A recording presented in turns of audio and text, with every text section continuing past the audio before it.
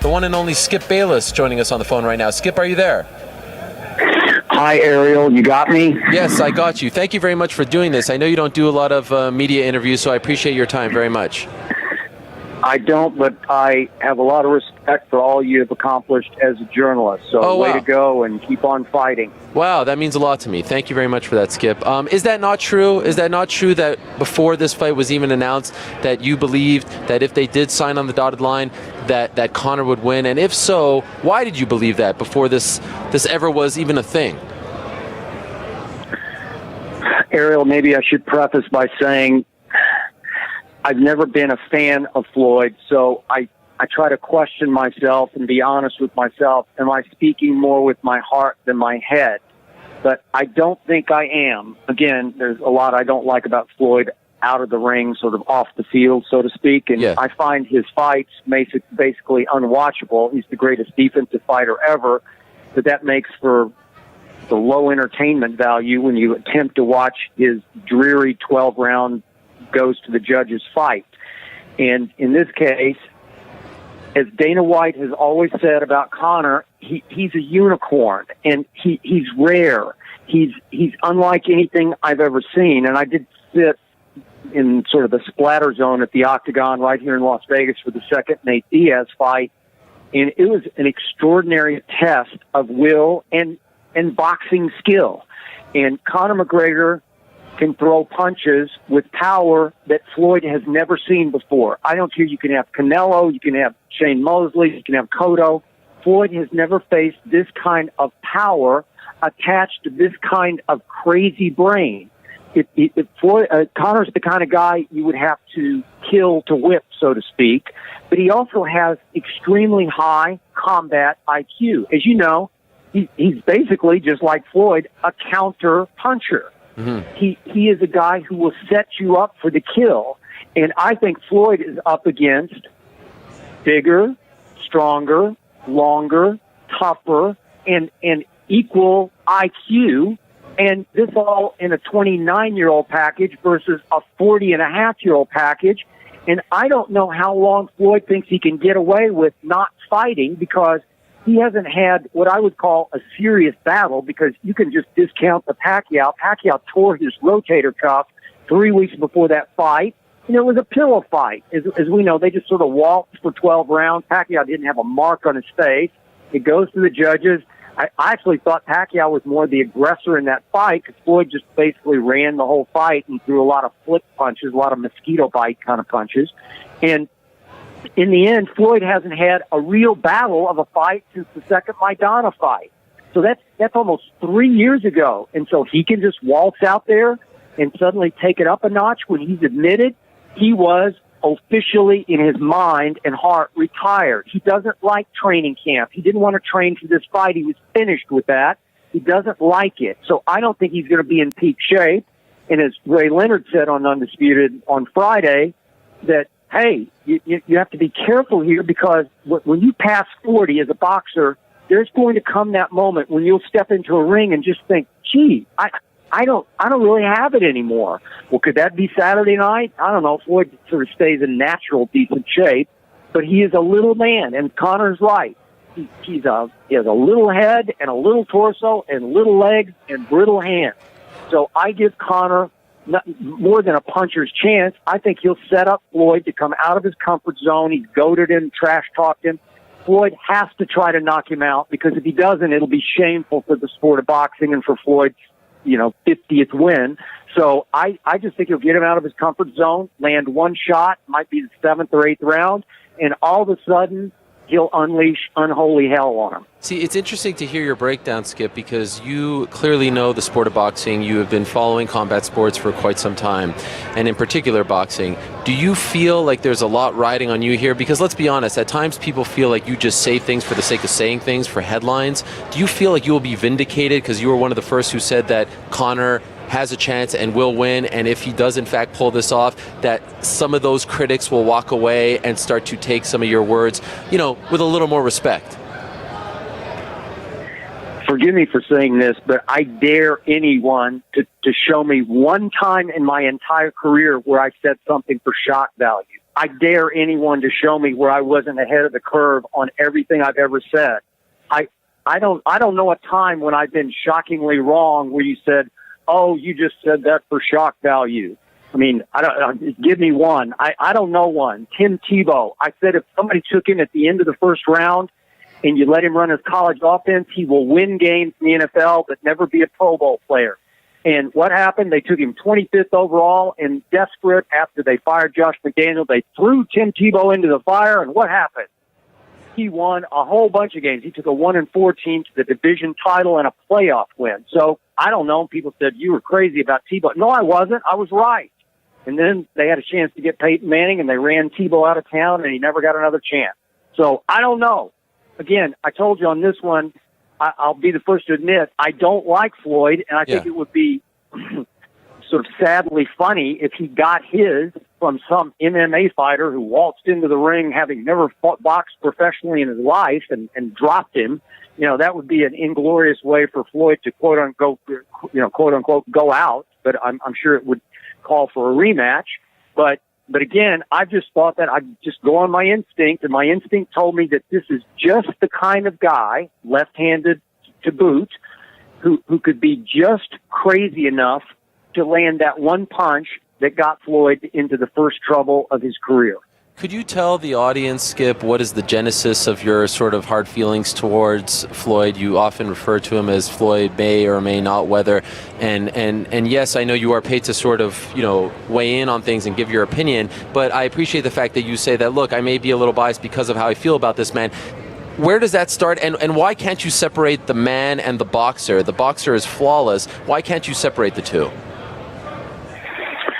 Well, as I said about the boxing, I always call him the greatest defensive fighter ever, but after a while, I tire of watching him as a boxer because it's just hard to watch, because I grew up the biggest Ali fan on the planet. I loved him back in the 60s, and Muhammad Ali engaged with Joe Frazier, or name a fight, and Ali paid a pretty severe price for it at the end of his career because he took some serious beating. He and Frazier in that third fight nearly killed each other.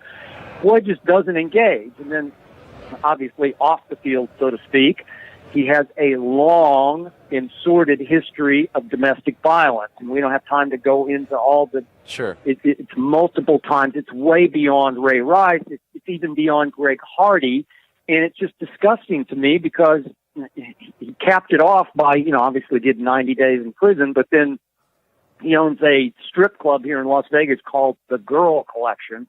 It just turns me off. In sports, we all have emotions involved and rooting interest, and he posted that racist rant against Pacquiao, and then the gay slur against Conor. And I'm the first to admit, Conor made racist remarks about Floyd. So I don't know if it's fight hype or if it's real. Floyd seemed to take it pretty personally, but in the end, I think Floyd's a bad guy. So I try to separate that, but I'm human and I'm extremely emotional, and I can't. So I am rooting against Floyd.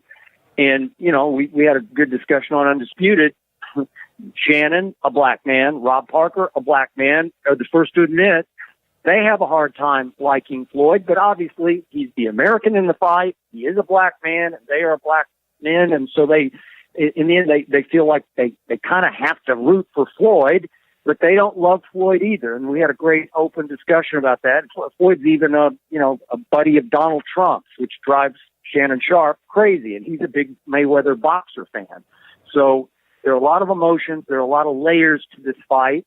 But in the end, I just believe that Conor will turn a boxing match into a quote-unquote fight, that he's going to hit Floyd in a lot of places he might not have been hit in shoulders and sides, and there may be some rabbit punches behind the head, but every boxer does that to some extent. And I think Conor will wear on him psychologically and ultimately physically. And he is just the bigger, and I think he's an underrated athlete. I think he's extremely athletic, and he's extremely confident. So it's a fascinating matchup. I can't wait to see it. I'm not trying to hype the fight. I don't do that. If anybody knows my career, I don't hype. If I don't like something, I say I don't like something, Yes, I we know am that. fascinated by this matchup, and I will be on the edge of my seat. How do you feel? Sometimes the MMA community gets up in arms when you and Shannon talk about MMA because they feel like you don't know as much as maybe some other sports. How do you feel about MMA? Are you a fan of MMA, and do you feel like because you're on FS1, it is part of your duty to talk about MMA more because of the UFC deal and to be more educated on the sport? I honestly don't at all. And I haven't been a big connoisseur of MMA the way you have for years and years. I'm sort of a newbie. I'm sort of a novice because, again, I started covering Ali fights with the second Spinks fight in New Orleans, and I got to know him. I did interviews with him. I'm a boxing guy down to my soul. And it's funny because all the boxers, the ex-boxers that we've had on, all the boxing, sort of journalists that we've had on, they just laugh at this fight because they have to. They're defending the faith. And I think we all know boxing is on trial. And I kind of resisted UFC for a while, like, that's cute, that's nice. It has overtaken boxing. And again, I got to sit live. That was my first UFC to actually go to, was the second Nate Diaz fight, the Conor Nate Diaz. And I was overwhelmed by just the magnitude of it and by what a great contest it was of will and skill, especially will, in ways boxing isn't, because it's close to bare knuckles, and there are obviously a lot of other disciplines involved, so it requires a lot of more mental gymnastics than boxing does. And I have been won over, and it has nothing to do, again, if you know my career, I don't sell out to anything and anybody, and it's kind of hurt me in my career, in some ways, because I don't go along for rides. I resist, and for a long time, how long was I at ESPN? 13 years. I was the sore thumb. I was the guy they didn't like, and they were always uneasy with me on the old show First Take. And what do you mean uneasy? What I love about what's that? I'm sorry. What do you mean by uneasy with you? Oh, because I was too outspoken. It's a Disney-owned network, and that they want to play nice and keep it above board. And I got too down and dirty sometimes, and I was just too outspoken, and it made them occasionally a little nervous because it was a debate show, and it's more sort of go for the throat. And trust me, it is completely unscripted, live debate. We don't tape our show. Some of those shows on ESPN are taped, obviously, in the afternoon, and so you can clean it up if somebody misspeaks or missteps.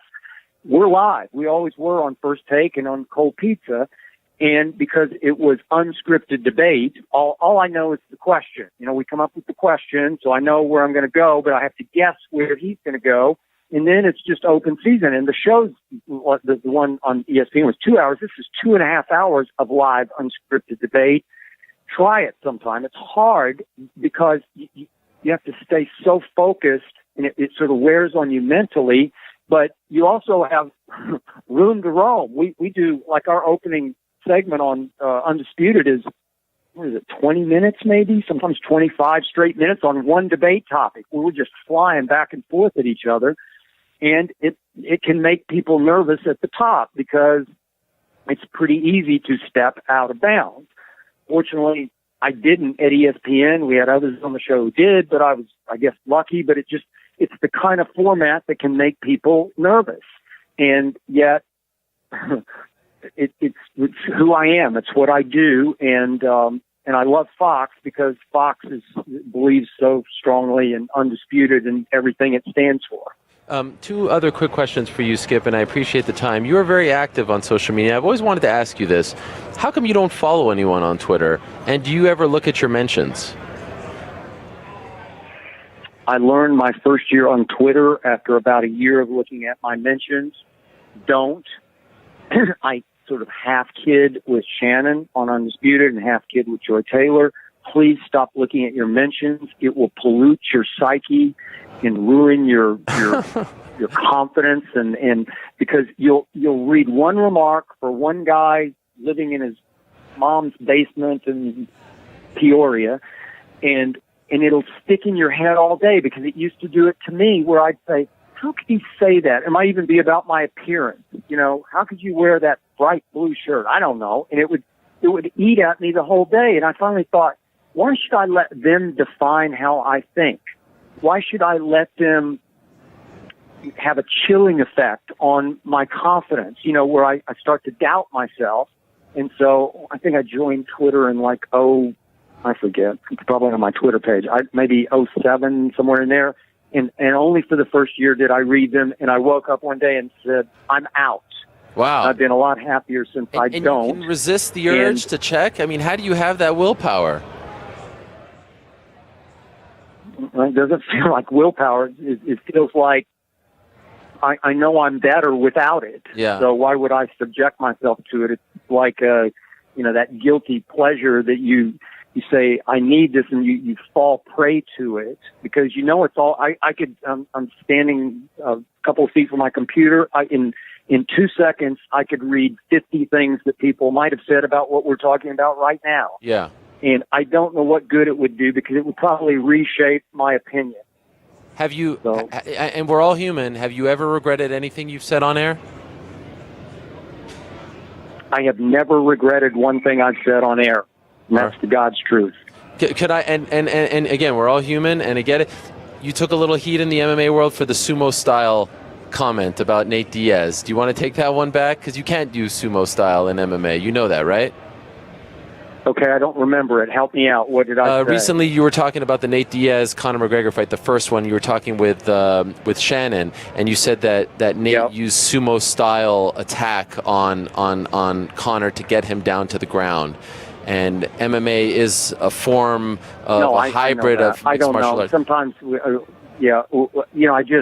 I meant that he got him on the ground, and obviously in the second fight, Conor's number one priority was not to be taken to the ground.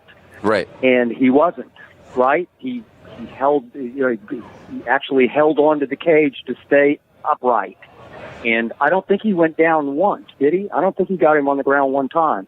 And I think Nate probably outweighed him, certainly in the first fight, by, what would you guess? By fight time, did he outweigh him by 30 or 40 pounds? No way.